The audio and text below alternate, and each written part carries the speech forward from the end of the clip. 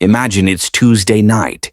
You're sitting at the kitchen table, the glow of your laptop or phone screen, the only real light in the room. You just opened your banking app, not because you wanted to, but because you had to. You needed to see if that $20 charge for gas was going to clear, or if it was going to trigger that domino effect of fees we all dread. And there it is, that number. It's always smaller than you hope it'll be, isn't it? You feel that familiar tightness in your chest. It's not just about the money, it's the exhaustion. You work hard, you're responsible. You don't buy gold-plated watches or fly to Vegas on a whim. Yet, every month feels like a race where the finish line keeps moving further away. You start to wonder if this is just it. If broke isn't a temporary state, but a permanent part of who you are. I want you to take a breath for a second, because if you feel like you're drowning while everyone else is sipping cocktails on a yacht, I need you to know something. You aren't failing. You're just operating inside a system and a psychology that wasn't designed for your peace of mind. Today, we're going to talk about how to stop fighting the water and start finding the shore, even if you feel like you have nothing left to give. We've been told a very specific lie about saving money. The lie is that saving is a test of character, a measure of your willpower.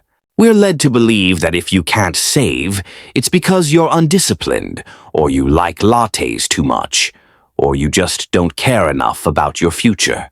When you feel broke all the time, your brain isn't thinking about a diversified portfolio in 30 years. It's in survival mode. In psychology, we call this scarcity brain. When resources are low, your mental bandwidth shrinks.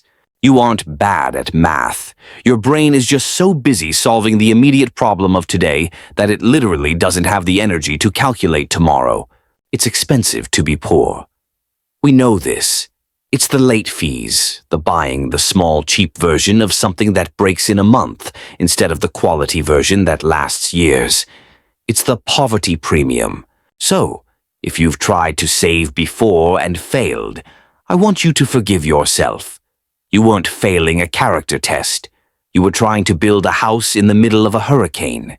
The reason most advice doesn't work for you is that it assumes you have a surplus of calm. But when you're broke, calm is the one thing you don't have. Awareness is where the power starts. Once you realize that your struggle is a predictable reaction to a high-pressure environment, the shame starts to lift. And when the shame lifts, we can actually start to move.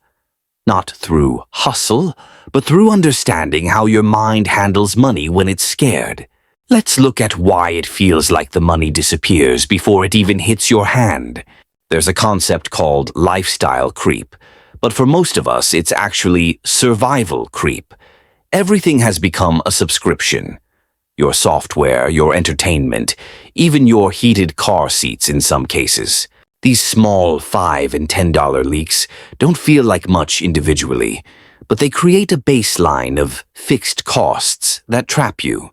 When your fixed costs, rent, utilities, basic debt, insurance, consume 90% of your income, you aren't living. You're maintaining an overhead. But here is where the psychology gets interesting. When we feel like we have no extra money, we often engage in what's called revenge spending or procrastinatory consumption. In that moment, that $15 represents the only bit of control you have. It's a tiny rebellion against a life that feels too tight. You think, I work this hard, I should at least be able to have this. I'm not here to tell you to stop buying that meal. I'm here to ask, is that $15 actually giving you joy? Or is it just numbing the pain of being broke for 20 minutes? The math of saving when you're broke isn't about the big wins. It's about the margin. If you make $3,000 a month and your bills are $2,950, you have a margin of $50. That feels insulting. It feels like it's not even worth saving. Why bother? It would take years to save anything meaningful, right? This is where the psychology of compound interest meets the psychology of hope. Most people think saving is about the amount. It's actually about the rhythm. When you save $5, even if it feels pathetic, you are telling your brain, I am a person who keeps some of what I earn. You are breaking the cycle of being a pass-through entity for your employer's money to your landlord's pocket. Think about a leaky bucket. If you're trying to fill it, you can either pour more water in, which is hard, that's getting a second job or a raise, or you can start plugging the smallest holes first. Not because those small plugs fill the bucket, but because they stop the momentum of the loss. When you start to look at your bank statement, don't look at it with judgment. Look at it like a detective. Where is the money going that isn't actually buying you happiness? Is it the gym membership you're too tired to use? Is it the premium version of an app you forgot you had?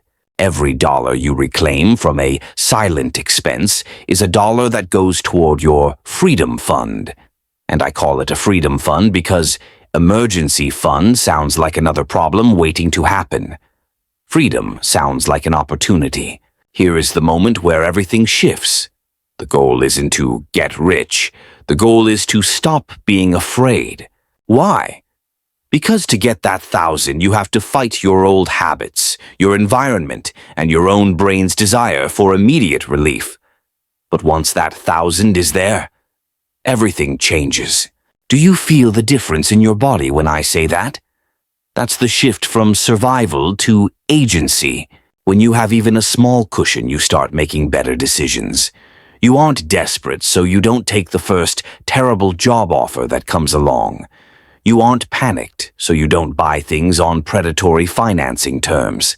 Saving money isn't about deprivation. It's about buying your future self a bit of silence. It's about buying the ability to say no to things that drain you. You aren't behind. You're exactly where you need to be to start. The time you spent feeling broke wasn't wasted. It was an education in resilience.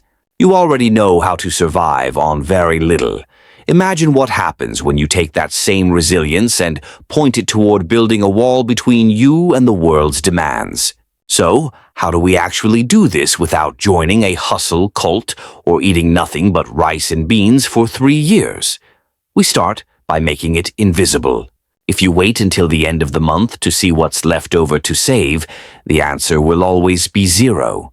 The world is too good at taking what's left. You have to pay yourself first, but we have to do it in a way that doesn't hurt. If you can't do $100, do $5. Set up an automatic transfer for the day you get paid. Make it so small you don't even feel it. The goal here isn't the balance, it's the automation. You're building a system that works while you're sleeping, while you're stressed, while you're living your life. Next, we look at the big 3: housing, transportation, and food. Most financial gurus tell you to cut out the Netflix, but the real needle movers are the big expenses. Can you meal prep just 2 days a week? Not 5, just 2. That's maybe $20 saved a week, $80 a month. That's your freedom fund starting to grow. Can you call your internet provider and ask for a lower rate? It takes 10 minutes of awkwardness for a year of savings. And finally, we have to deal with the unexpected expenses that happen every single year. Christmas, birthdays, car registrations, they aren't surprises, but we treat them like they are. Take the total you spent on those last year, divide by 12, and start putting that tiny amount aside now. It's about lowering the drama of your financial life. None of these things will make you a millionaire by next Tuesday, but they will give you something much more valuable: breathing room. When you have breathing room, you can think. When you can think, you can plan. When you can plan, you can eventually grow. Focus on the win of the habit. Every time that automatic $5 moves over, give yourself credit. You're doing something most people never master. You're taking control of your story. I know it's hard. I know there are days when it feels like the universe is specifically trying to keep your bank account at 0. But I want you to look at how far you've already come. You've navigated some of the hardest financial years in recent memory. You're still here. You're still looking for ways to improve. That curiosity, that wanting better for yourself. That is your greatest asset. Money is just a tool. It's a way to buy back your time and your peace of mind.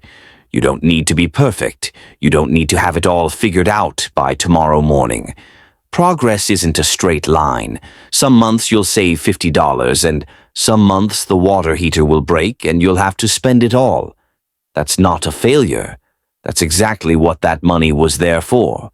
It did its job. It kept you from a crisis. I'll see you in the next one. If you're ready to trade that constant, squeezed feeling for just a little bit of breathing room, hit the like button so I know you're with me.